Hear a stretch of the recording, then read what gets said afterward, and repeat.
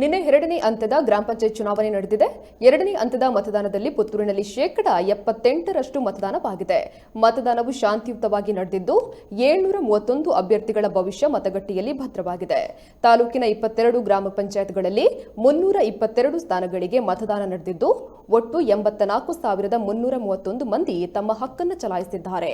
ಈ ಪೈಕಿ 41,976 ಪುರುಷರು ಮತ್ತು 42,355 ಮಹಿಳೆಯರು ತಮ್ಮ ಮತದಾನವನ್ನು ಚಲಾಯಿಸಿದ್ದಾರೆ.